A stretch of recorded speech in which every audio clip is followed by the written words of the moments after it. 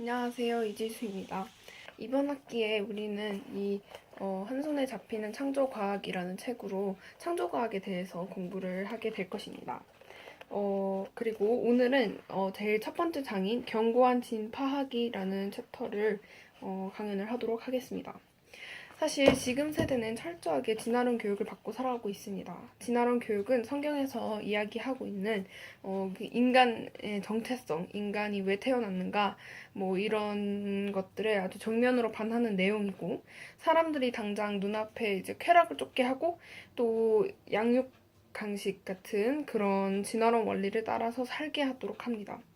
많은 과학적 증거들이 진화론은 잘못되었다라고 반박을 하고 있음에도 불구하고 여전히 진화론은 교육이 되고 있고, 또 진화론을 비판하는 모든 것은 다 종교적인 주장이다라고 진화론자들은 그렇게 공격하고 있습니다. 진화론 외의 모든 이론들을요. 그리고 더욱 문제인 것은 무엇이냐면 그리스도인들도 이제 진화론의 영향을 계속 받아서 창세기를 신화처럼 여긴다는 것입니다. 성경을 믿는데 가장 중요한 이 창조, 타락, 구속 이 세 개 중에 창조가 제일 먼저 믿어져야 나머지가 이해가 되는데, 이 창조라는 개념을 사람들이 이제 더 이상 믿지 못하고 있는데 어떻게 나머지 그 타락과 구속에 대해서 우리가 이야기할 수 있을까요? 이제부터 우리는 이 책을 통해서 창세기 중심으로 이제 창조과학을 공부를 하면서 하나님께서 창조주 되심을 깨닫는 그런 시간을 가질 수 있었으면 좋겠습니다. 제일 첫 번째 챕터인 견고한 진파하기에서는 교회에서 왜 과학을 다루는지에 대해서 가장 먼저 설명하고 있습니다. 도대체 교회에서 왜 과학을 다뤄야 할까요? 왜냐하면 교회의 존재 이유와 연관이 있기 때문입니다. 교회는 그냥 믿는 사람들만을 위해서 존재하는 것뿐 아니라 세상에서 이제 천한 영향을 드러내고 복음을 전하기 위해 세상을 위해 사실 존재하는 것입니다. 그렇기 때문에 세상을 구원하려면 먼저 세상에서 어떤 필요를 원하고 있는지에 대해 알아야 합니다. 그리고 바른 비전을 가진 그리스도인들을 양성해서 세상에 내보내고, 그래서 그들이 이제 사회에 영향을 끼쳐서 복음이 전파되는 것입니다. 그렇기 때문에 이 바르게 비전을 가지고 바른 이 세계관을 가지고 있어야 하기 때문에 교회에서도 역시 과학을 다뤄야 합니다. 그리고 두 번째 이유는 무엇이냐면 진화론이 다름이 아니라 성경을 공격하고 있다는 것입니다. 그래서 그리스도인들이 과학의 이해가 필요한데, 왜냐하면 진화론이 거짓이라는 걸 알아야, 진화론이 어떤 문제점을 가지고 있는지 알아야 이 문제점을 우리가 사람들에게 이야기해 줄 수 있기 때문입니다. 그래서 진화론이 무엇을 주장하고 있는지에 대해서 알아야 하는데, 이 진화론의 주장, 그리고 무엇이 틀렸는지에 대해서 알려면 일단 기본적으로 과학에 대한 이해도가 어느 정도 필요합니다. 이 과학을 통해서 우리는 역시 또 세상에 복음을 전할 수 있습니다. 그리고 두 번째로 설명하고 있는 것은 바로 창조론이 무엇인가, 진화론이 무엇인가에 대해서 설명을 하고 있는데요. 일단 창조론이란 무엇일까요? 창조론은 창조과학이라고 우리가 얘기를 하는데, 뭐 과학적으로 무엇을 설명하려고 한다는 것보다는 진화론이 과학이다, 그러면 창조론은 더욱 더 과학적이다 라는 것을 이제 표현하기 위해서 창조과학이라는 말을 씁니다. 이 창조과학이라는 것은 사실 특별한 것이 없습니다. 그냥 성경에 나와 있는 그 창조에 관한 그 말씀을 그냥 그대로 믿는 것입니다. 창조를 사실 우리가 과학적으로 설명할 수는 없습니다. 하나님이 창조하셨기 때문에 사실 인간의 지혜로 하나님께서 창조하신 것을 모두 다 이해하기에는 불가능합니다. 그렇지만 이 과학적 지식이 진화론보다 이 창조론, 그리고 이 말씀에 더욱더 맞고 말씀을 지지할 때 과학이 더욱더 근거가 된다라는 것을 이제 창조과학에서 설명을 하고 있는 것입니다.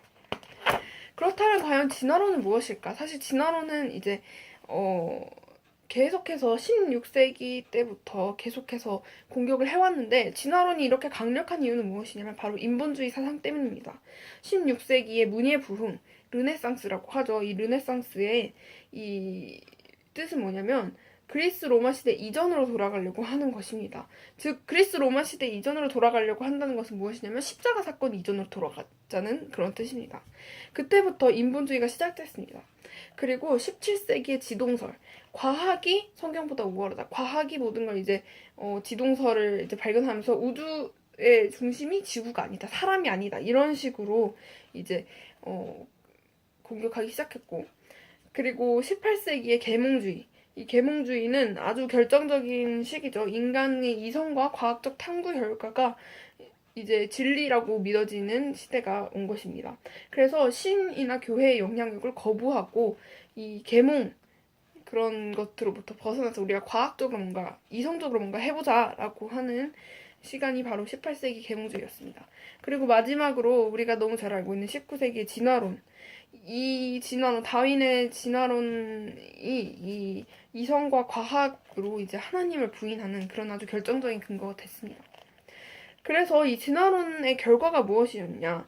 이 진화론과 자본론이 합쳐져서 근대주의가 생겨났고, 또 이 계몽주의, 이 산업혁명 이런 과학기술 문명이 이제 발달하게 되면서 유토피아를 만들려고 했습니다. 그런 신 없이 그냥 우리들 생각하는 그런 유토피아를 우리 이성적으로 하자 그랬는데 그렇지 못했죠. 오히려 유토피아가 아니라 아주 끔찍한 전쟁이 일어났습니다. 그래서 세계대전이나 뭐 우리나라에도 그 뒤로 전쟁이 끊지 않고 계속 이어졌었죠.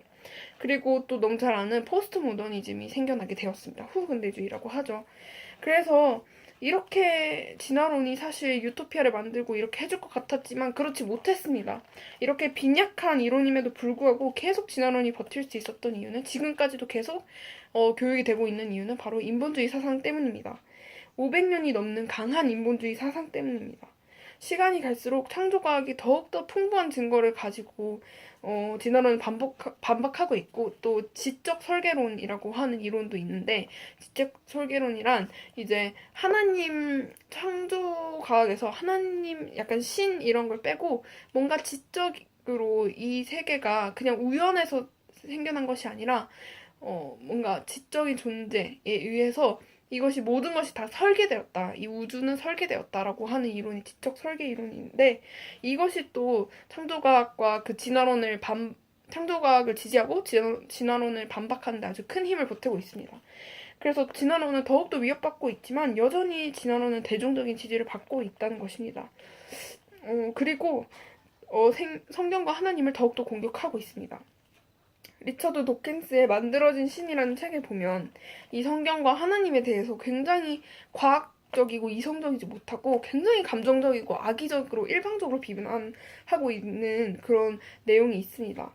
이렇게 하나님을 대적하여서 너무너무 높아지고 교만해진 이 진화론과 진화론자들, 이 견고한 진을 무너뜨리는 것은 사실 우리의 힘으로 할 수 없다고 저자는 이야기하고 있습니다. 하나님의 능력이만이 이 강력한 하나님을 대적하는 것들을 무너뜨릴 수 있습니다. 그렇지만 우리가 계속해서 이렇게 창조과학을 배우고 과학을 어느 정도 이해를 하려고 하는 이유는, 왜냐하면 우리가 이걸 알고 이것으로 복음을 전파하고 하나님의 능력이 세상에 드러날 수 있도록 우리가 이 땅에서 통로가 되고 일꾼들이 될 수 있기 때문입니다. 앞으로 계속 공부하면서 우리가 창조과학에 대해서 이해하면서 이 창조과학 그런 다른 세계관을 가지고 세상에 나아가는 것이 얼마나 중요한 일인지 같이 공부하는 시간이 됐으면 좋겠습니다. 감사합니다.